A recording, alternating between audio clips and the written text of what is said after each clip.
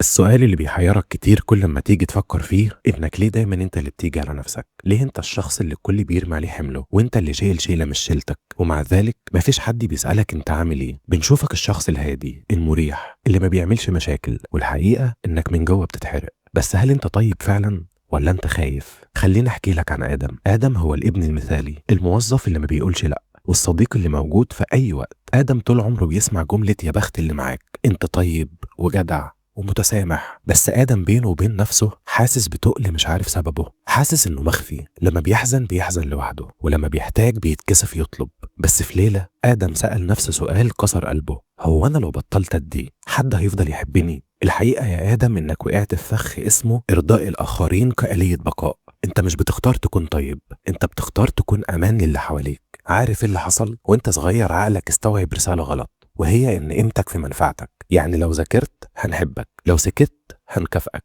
لو ما كانش ليك طلبات هنقول عليك شاطر. فاتبرمجت ان الحب هو مكافأة على الادب والشطارة، مش حق مكتسب لانك انسان. كبرت وبقيت الشخص المريح، بس الحقيقة انك بتدفع تمن غالي قوي من روحك علشان تشتري قبول الناس. انت عايش في سجن اسمه الخوف من الرفض. عقلك بيقولك لو اعترضت هيسيبوك، لو زعلت هيزهقوا منك، لو قلت لا هتبان وحش. فعلشان كده بقيت نعم المتحركة. خليني اسألك بصراحة، كم مرة قلت عادي وانت قلبك شايط؟ كم مرة اعتذرت عن حاجة انت ما غلطتش فيها بس علشان تنهي الخناقة؟ نفس الإحساس إنك شماعة لهموم الكل، ولما يجي الدور عليك الكل بقى مشغول. لو ده بيحصل يبقى دي مش جدعنة، ده استنزاف. أول خطوة في كسر اللعنة دي مش إنك تبقى قاسي، أول خطوة إنك تدرك إن كلمة لأ مش هتموتك. اللي بيحبك علشان مصلحته هيتضايق لما ترفض، بس اللي بيحب روحك هيحترم حدودك. التحرر الحقيقي يا آدم هو إنك تكون حقيقي مش مثالي، إنك تقبل إن في ناس ممكن تزعل منك عادي، وعادي جدا إنهم يزعلوا، إنك تعرف إنك مش مسؤول عن مشاعر الكوكب كله، أنت مسؤول عن سلامك النفسي وبس. يا صديقي، الشخص اللي ما بيزعلش حد